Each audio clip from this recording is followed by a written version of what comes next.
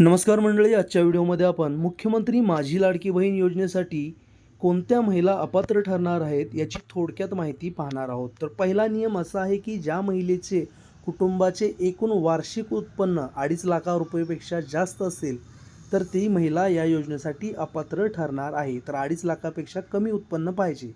दुसरा नियम असा आहे की त्या कुटुंबातील कुठलाही सदस्य आयकरदाता नसला पाहिजे। जर आयकरदाता असेल म्हणजे टॅक्स भरणारा असेल है ना, तर ती महिला अपात्र ठरणार आहे। तिसरा नियम असा आहे की ती व्यक्ती किंवा तिच्या कुटुंबातील इतर सदस्य सरकारी कर्मचारी असतील किंवा सरकारी निवृत्ती वेतन घेत असतील तर तरी पण ती महिला अपात्र ठरणार आहे। पुढचा नियम असा आहे की शासनाची शासन ज्या योजना राबवतं है ना, अनेक योजना राबवतं, त्या योजनेत जर त्या महिलेनं 1500 रुपयेपेक्षा जास्त लाभ घेतलेला असेल तरीही ती महिला अपात्र ठरणार आहे। तर तिने कुठल्याही योजनेचा लाभ घेतलेला नसावा।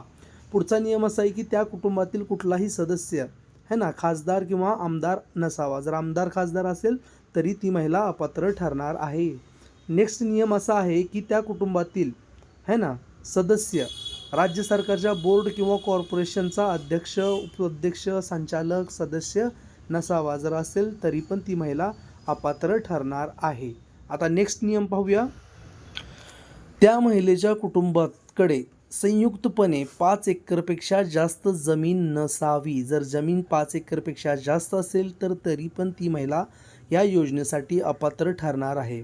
किंवा त्या महिलेच्या कुटुंबातील सदस्याच्या नावावर कुठलंही 4 चाकी वाहन असेल तर तरीही ती महिला अपात्र ठरणार आहे। फक्त ट्रॅक्टर असला तर चालू शकतं, ती योजनेला पात्र ठरू शकते।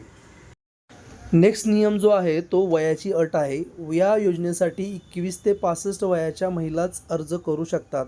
जर कमी वयाच्या महिलांनी अर्ज केला तर या योजनेसाठी त्या अपात्र ठरू शकतात। ज्यांचं वय 21पेक्षा कमी आहे किंवा 65 वयापेक्षा ज्या महिलांचं वय जास्त आहे तर त्या महिला या योजनेसाठी अपात्र ठरणार आहेत। तर त्यांना या योजनेचे 1500 रुपये भेटणार नाहीत। तर हा होता व्हिडिओ। आजचा व्हिडिओ आवडला असेल तर व्हिडिओला लाईक करा आणि चॅनलला सबस्क्राईब करा।